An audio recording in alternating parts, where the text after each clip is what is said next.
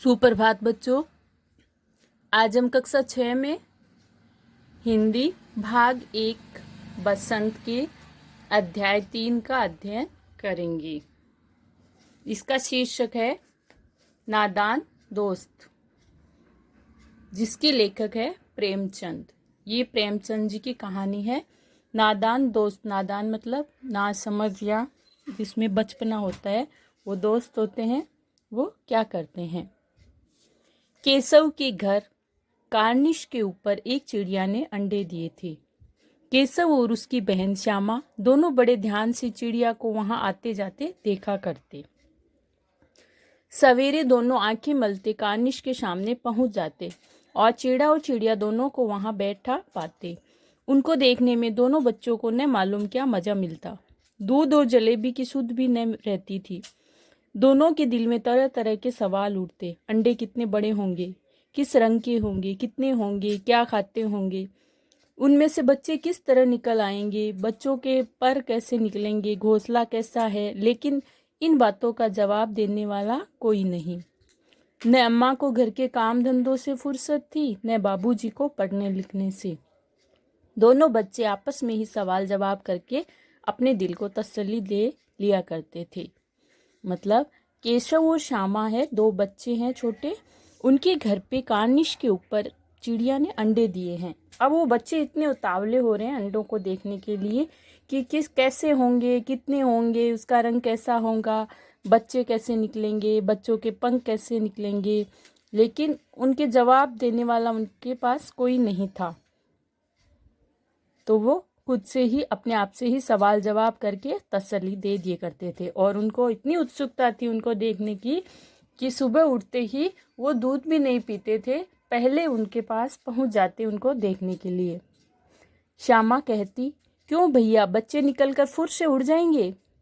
केशव विद्वानों जैसे गर्व से कहता, नहीं रे पगली, पहले पर निकलेंगे, पर मतलब पंख निकलेंगे, वगैर परों के बेचारे कैसे उड़ेंगे। श्यामा बोलती, बच्चों को क्या खिलाएगी बेचारी। केशव कहता, इस पेचीदा सवाल का जवाब कुछ न दे सकता था। इस तरह 3-4 दिन गुजर गए। दोनों बच्चों की जिज्ञासा दिन दिन बढ़ती जाती थी। अंडों को देखने के लिए वे अधीर हो उठते। अधीर मतलब उनमें धैर्य नहीं रहता। उन्होंने अनुमान लगाया कि अब जरूर बच्चे निकल आए होंगे। बच्चों के चारे का सवाल अब उनके सामने आ खड़ा हुआ।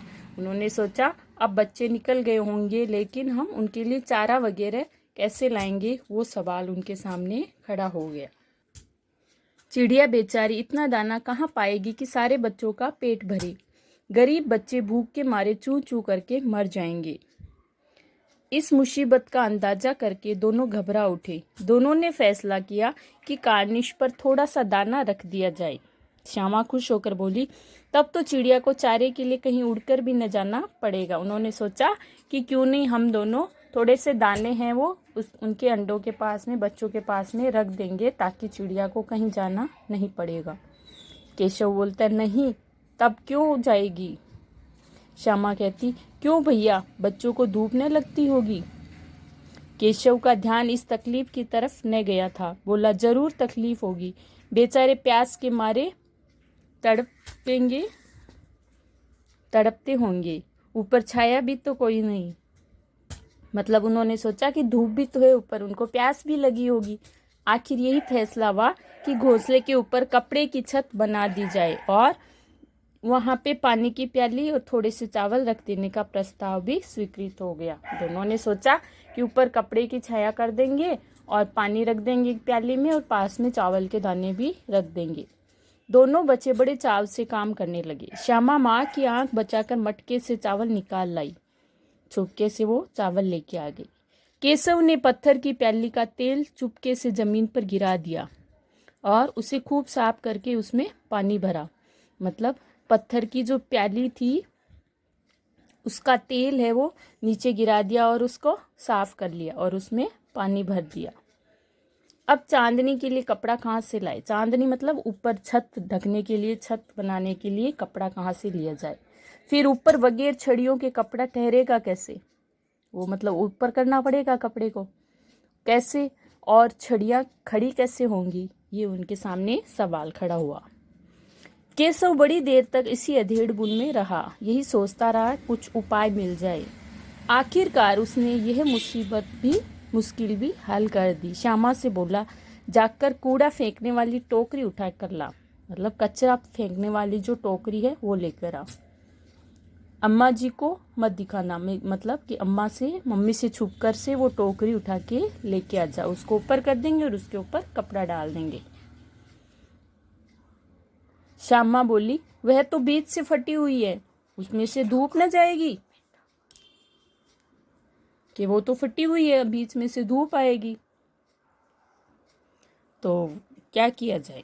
केशव ने झुंझलाकर कहा, तू टोकरी तो ला, मैं उसका सुराख बंद करने की कोई हिकमत निकालूंगा, मतलब उसका भी कोई कुछ ना कुछ उपाय निकाला जाएगा, तू टोकरी तो लेकर आ।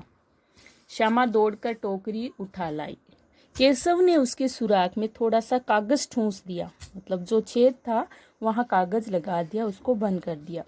तब टोकरी को एक टहनी से टिकाकर बोला, देख ऐसे ही घोंसले पर उसको आड़ कर दूंगा, मतलब आड़ा उसके ऊपर कर दूंगा, ऐसे टिका कर। एक टहनी मतलब एक जो लकड़ी का छोटा सा टुकड़ा है वो लाकर उससे ऊपर टिका दिया। तब कैसे धूप जाएगी? श्यामा ने दिल में सोचा, भैया कितने चालाक है, मतलब कुछ ना कुछ उसने उपाय निकाल लिया। आज तो हम इतना ही पढ़ेंगे इस कहानी को, बाकी का अगले वीडियो में। धन्यवाद।